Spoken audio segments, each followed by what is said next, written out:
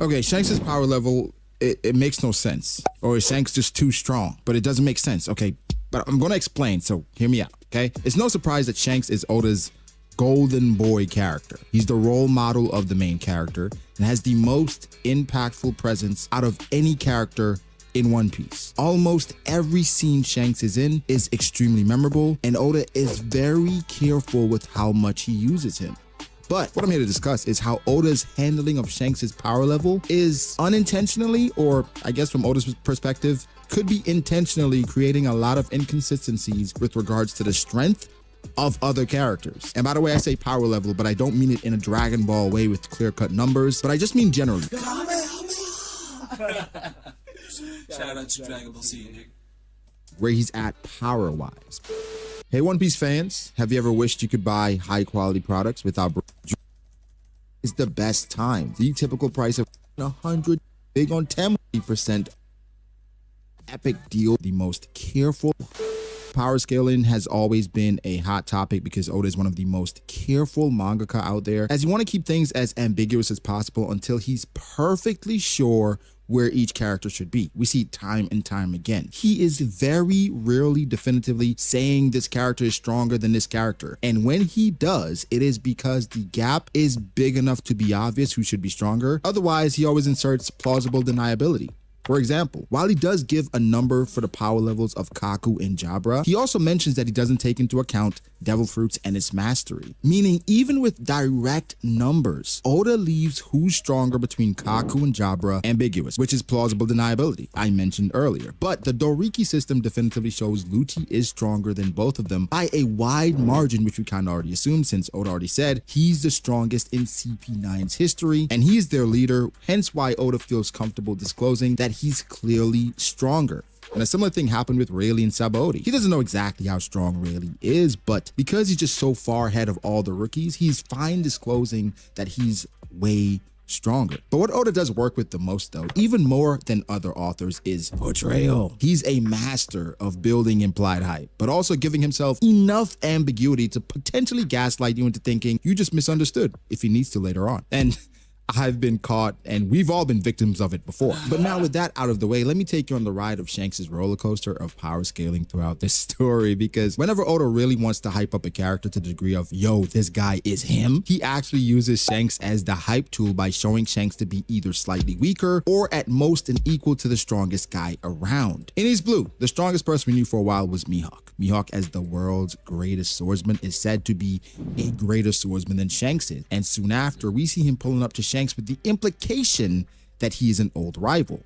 Now, we can all agree at least that Shanks was portrayed to be somewhat Mihawk's equal, even if Mihawk was the world's greatest swordsman, or rather strongest swordsman. Now, if people had to rank them at the time, they'd be right after each other. This was the first instance of Shanks being used to hype someone else. Now, after Mihawk, the next person who was identified as the strongest in the story was, well, Whitebeard, with the title of the strongest man. I always talk about perception versus reality because Whitebeard, upon his introduction as the world's strongest man, was literally hooked up to a bunch of machines, which is seemingly keeping him alive or at least healthy. So there was a dichotomy between what we were seeing and actually what was going on in this. The GOAT, best One Piece character by a mile, bro. Thus far for me. Whitebeard, Shirohige, Oyashi. Shout out to Whitebeard, bro. Shout out to the Whitebeard Pirates. Story, which is heavily implied in several instances in One Piece, perception of a character versus what the reality of the situation is. But I digress. At the time, we took the strongest man as a fact and not as a relic from Prime Whitebeard era. And of course, the strongest man is a more impressive title than strongest swordsman. But the first time we see Whitebeard in action, he clashes with Shanks as an equal. Even though once again Whitebeard was portrayed to be the strongest, Shanks was shown to be right there behind him. Now, Whitebeard remained as the strongest character in the fandom's eyes until Marineford, where it became clear he was well past his prime, meaning there are now likely stronger people out there, namely the other Yonko, maybe some fleet admirals. But besides Shanks, we knew about Kaido and Big Mom. So Shanks was said to have gone and stopped Kaido from coming to Marineford. Again, he stopped the man who was chasing battles from coming to Marineford, once again portraying him on the same level as Kaido, at least, who is now a candidate as the strongest. So Shanks should be somewhat equal to Kaido, at least, to have that much authority or power to stop another Yonko and send him back to where he came from. And of course, we can't forget about Kaido having Shanks in his top 5. But up until now, Shanks has never been shown to be the single strongest guy around, but instead always as the guy who was portrayed to be, I don't know, slightly weaker than the strongest. But fast forward to Kaido's introduction, we now have the strongest creature, the ultimate embodiment of power and might, a literal ogre or oni with a club and a devil fruit of the king of beasts, a dragon. The word creature literally should include every living thing under it, and Mihawk was the strongest swordsman, which is a subcategory of men, which is a subcategory of creatures. When it's a one-on-one, you always bet on Kaido. Out of all living one-on-one, bro, I'm betting on Whitebeard. Yeah, Prime Whitebeard, bro. I'm betting Prime Whitebeard is stronger than Prime Kaido. Kaido is that dude. He is strong, but I do think that Prime Whitebeard is stronger than Kaido. My opinion.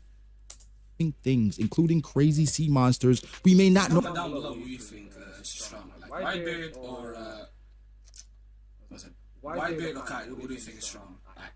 About yet Kaido was supposed to be stronger than them all. You just cannot get any more narrative hype as the strongest individual than that. And for a while after his introduction, Kaido was widely considered to be the strongest, and while side content like data books, Viver cards, novels, and so on are not always necessarily correct, they all implied Kaido being the strongest individual character, whereas Shanks got more emphasis on his commanders rather than himself. In fact, in the Ace novel, it was said to be considered a fully fledged Yonko. You have to be at least as strong as Shanks, basically saying Shanks is the lowest bar for a Yonko. Now, even if you don't take them to be canon, it at least proves that the general sentiment was that Kaido was probably the strongest, with Shanks slightly below him, yet he stopped him. But once we get to Onigashima, no one can really say that Kaido was disappointing. He was by far the strongest opponent Luffy faced and far more resilient than any other character we have seen. He defeated Luffy not one, not two, not three, but 4 times in the same arc. We all saw how strong he was, and no one can take that from him until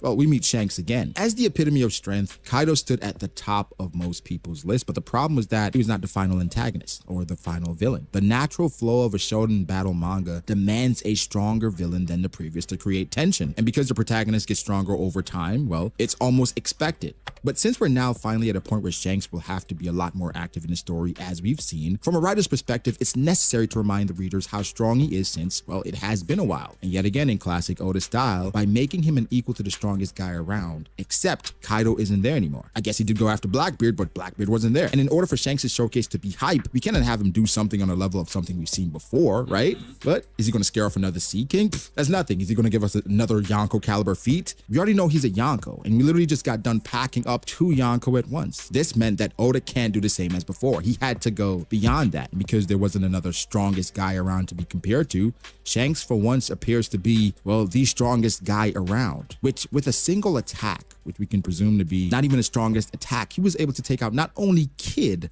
but Killer as well. Now, something that people always try to downplay is that Kid and Killer, they're not that strong anyway, so it is what it is. Kid is a bum. But Kid has taken attacks from Kaido several times, Big Mom several times, and he got back up, and he was one of the more durable, having insane endurance characters in Onigashima, easily, even whilst taking damage from Killer and Hawkins' fight, because that was the whole story around it. He kept fighting Big Mom. Say what you want about Kid and Killer. There's no way Kaido or Big Mom, for that matter, were one-shotting both Kid and Killer in Onigashima with a single Thunder Bagua or Ikaku sovereignty, let alone the Kid and Killer after Onigashima, who got much stronger in their fights. That Kid literally took an Ikaku sovereignty to the face and got back up immediately. It not only undermines Big Mom, who couldn't take down Kid, but by extension Kaido as well, who was shown to be many times on the same level as Big Mom, if not very slightly stronger. But what we saw from Shanks here isn't just some slight difference to what Kaido Big Mom can do. A single normal attack taking out post Wano, Kid, and Killer is way above the level of what Big Mom and Kaido have been shown to do, I think. This introduces the same issue of when Kaido one-shot Luffy in Act 1. And through that chapter, everyone understood that there's actually a massive gap between a first Yonko commander and the Yonko themselves, which kind of undermined Katakuri's strength, but that was ultimately accepted because Katakuri, at the end of the day, he's a Yonko subordinate. But when it comes to this, it undermines other characters who were supposedly supposed to be on the same level as Shanks and creates, I think, a